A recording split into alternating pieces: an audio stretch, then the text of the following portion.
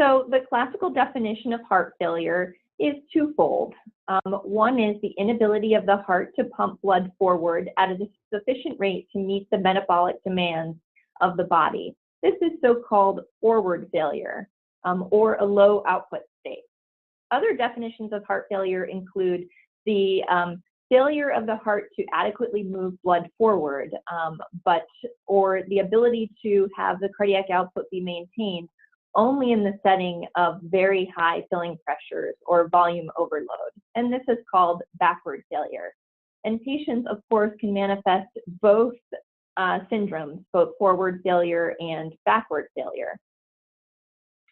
What are the determinants of cardiac performance that end up leading to patients manifesting heart failure symptoms? And classically, we think about the major determinants of cardiac performance being heart rate, preload, afterload, and contractility. And all of those things relate to each other in an interconnected fashion. So when we start off with cardiac output, the two major factors that impact our cardiac output are our heart rate and stroke volume. So if we need to increase our cardiac output because we're running or there's something that demands more activity out of us, then our body compensates by increasing heart rate and increasing stroke volume. And that's why there is a positive signs here. So an increase in heart rate leads to an increase in cardiac output, or an increase in stroke volume leads to an increase in cardiac output. There are many things that impact the stroke volume. One of them is contractility. So if the heart is contracting more vigorously, we'll see an increase in stroke volume. If we have more volume inside the ventricles, our stroke volume will increase. So again, that's why these are plus signs. They're directly correlated. And afterload negatively impacts our stroke volume. So if our blood pressure goes up and the pressure that the ventricle needs to push against is higher, we'll see a reduction in the amount of volume that the heart is able to move out with each beat. And so that's negatively related, where an increase in afterload leads to a decrease in stroke volume.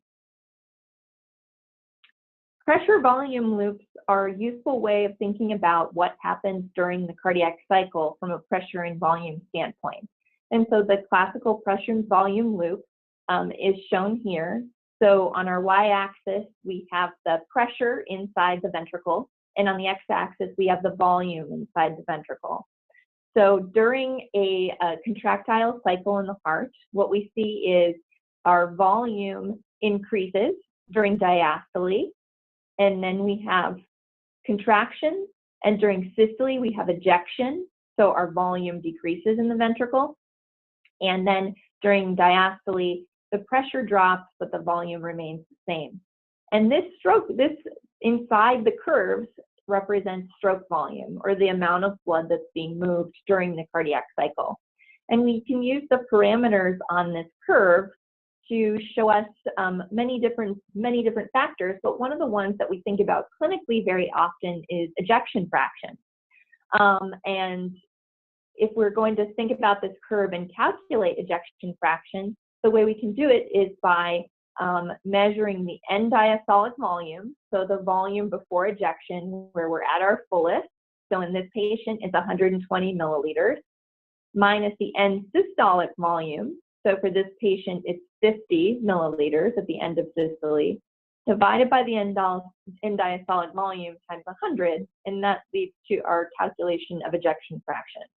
And that clinically is a number that we use to understand and to describe how patients are doing. For an average patient, a resting cardiac output is generally around 5,000 milliliters a minute, or 5 liters a minute. Heart rate on average is 70 beats a minute, which then leads us to an average stroke volume of about 70 milliliters. And that's what we see with this patient here. In patients who have heart failure with reduced ejection fraction or systolic heart failure, and we look at their curves, we find that their stroke volumes are much decreased compared with patients with normal heart function. So in the complete line, not the dotted line here, we see our normal patient. When contractility decreases, which is represented by this line here denoted number 2, we see a decrease in the stroke volume, and that's also manifested as an increase in the end diastolic volume. That's an increase in preload. That's our Frank-Starling relationship that we'll talk about in a moment.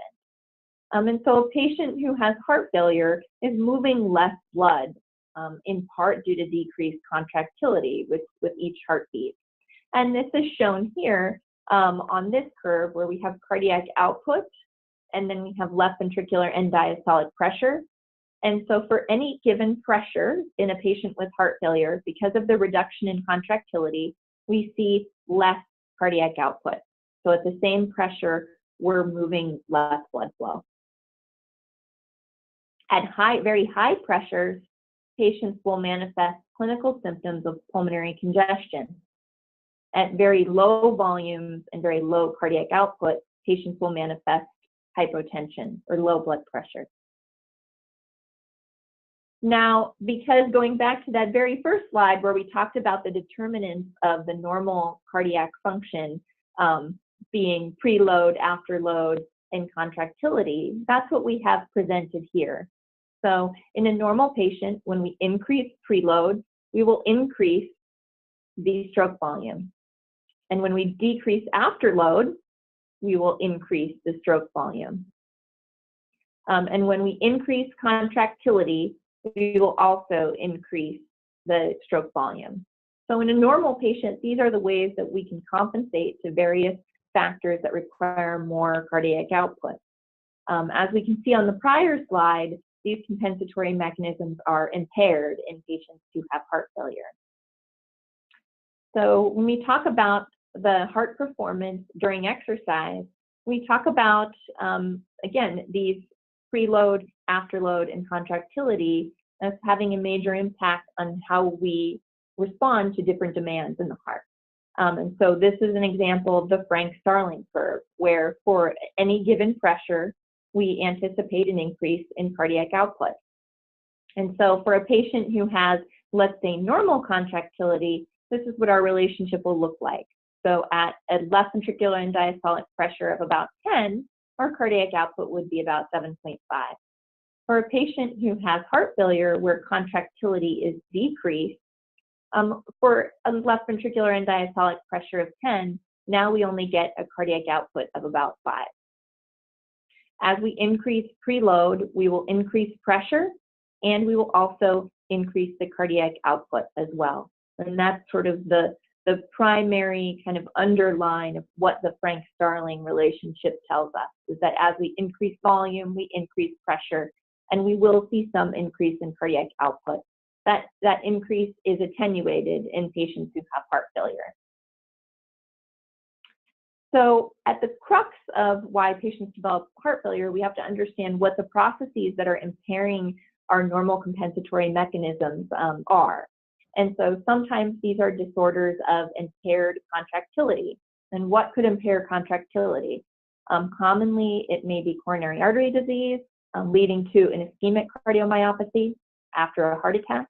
It may be related to valvular pathology, such as chronic mitral regurgitation, or patients may develop a dilated cardiomyopathy. And we'll talk about that a little bit more in the next few slides, as the potential causes of dilated cardiomyopathy are numerous. Some of the other reasons for developing CHF or heart failure would be disorders of markedly increased afterload, such as uncontrolled hypertension and severe aortic stenosis. So we recall back from a few slides ago that as our afterload increases, our stroke volume decreases. And so hence increased afterload leading to manifestations of heart failure. And then commonly, patients who have impaired relaxation or decreased filling may also manifest symptoms of heart failure. And these would be individuals with restrictive cardiomyopathy, hypertrophic cardiomyopathy, or constrictive pericarditis. So what can the heart do in order to maintain cardiac output in a state of heart failure? So when one of the things that we just discussed is present. And so the body has multiple different mechanisms to maintain cardiac output in the face of something that can cause heart failure. And so the first thing it does within seconds is to enable the Frank-Starling mechanism, which is length-dependent activation. And again, this is volume. So to remind ourselves, cardiac output equals stroke volume times heart rate. So immediately we'll try to increase the volume to maintain cardiac output. Over seconds as well, the autonomic nervous system is present. And the autonomic nervous system senses a decrease in blood pressure associated with a fall in cardiac output and leads to vasoconstriction, which can then lead to more preload on the right ventricle. And this can also help us in the short term maintain cardiac output. That we have renal compensation that can happen in seconds to hours, where the renin-angiotensin-aldosterone axis is engaged, and the individual will then be maintaining salt and water balance by retaining additional salt and water. And then finally, ventricular remodeling, where the heart becomes larger to accommodate more volume in a setting where contractility may be decreased, can also occur, and that generally takes weeks to years. So compensatory mechanisms are incredibly beneficial and life-saving in the immediate setting as far as maintaining cardiac output, but when allowed to manifest unchecked for years, can ultimately lead to worsening ventricular performance.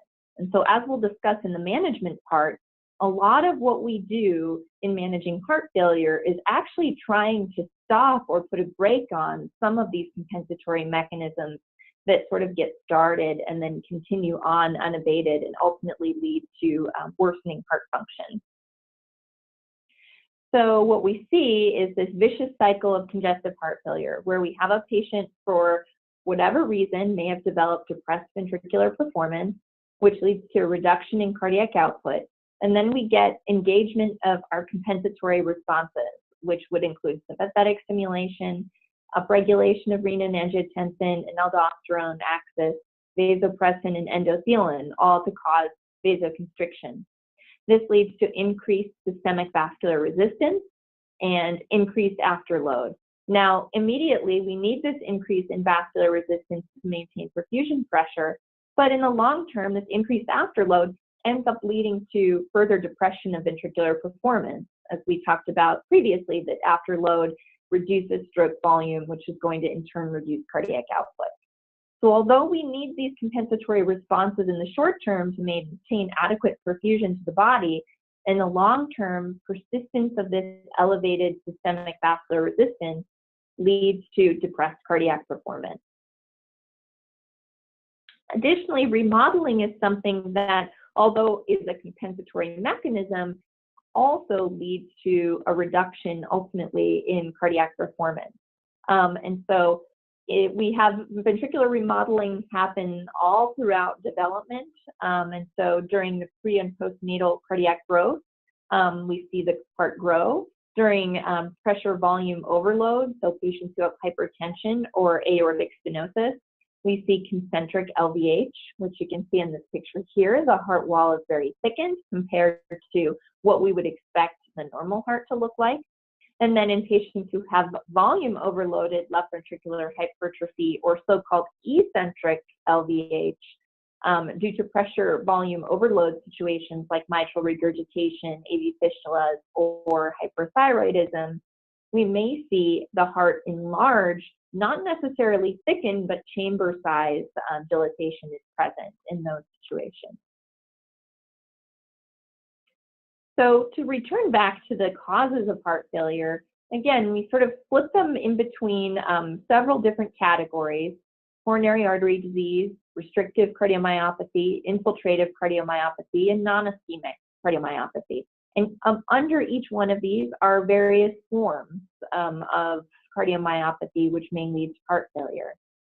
So one of the helpful ways to think about the various causes of heart failure is to think about what's happening at a physiological basis.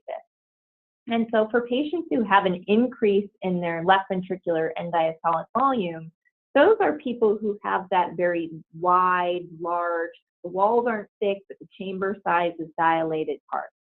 And these are patients who have an increase in their end systolic volume. So they're not ejecting enough blood with each beat, and as a result, the chamber size is increasing. And so we may see this in states of low contractility, and there's a list here. So that may be the ischemic cardiomyopathy, infiltrative cardiomyopathies like sarcoid and hemochromatosis. Sepsis can cause this, myocarditis, various mineral deficiencies, calcium, phosphorus, selenium, Takotsubo's or stress cardiomyopathy, hyper or hypothyroidism, peripartum cardiomyopathy, alcohol, various drugs, Chagas disease, and some medications, specifically chemotherapy medicines or HIV. In states where the patient has chronically had higher afterload, that can also lead to increased end systolic volume. And this would be a situation where the patient had chronic aortic stenosis or high blood pressure or coarctation of the aorta, not detected earlier in life. Increased stroke volume may be seen, this is the so-called high output cardiac failure. So the volume is high, but so is the stroke volume. So adequate volume is getting out, but pressures are very high. It's backwards heart failure with adequate output. And some of the common causes of this would be beriberi or thiamine deficiencies, thyroid disease, sepsis, fistulas, Paget's disease, cirrhosis, or severe anemia.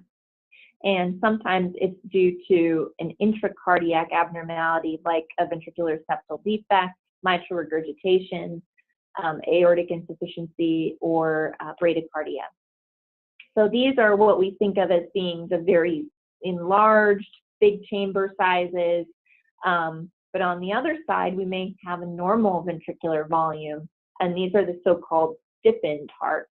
So we may see this in restrictive cardiomyopathy or some infiltrative cardiomyopathies, ischemic cardiomyopathies, or pericardial disease. This is where our pressure is high, but our volume is very small. It's a very stiff ventricle. So that is a very quick description of what causes and what the pathophysiology behind heart failure is.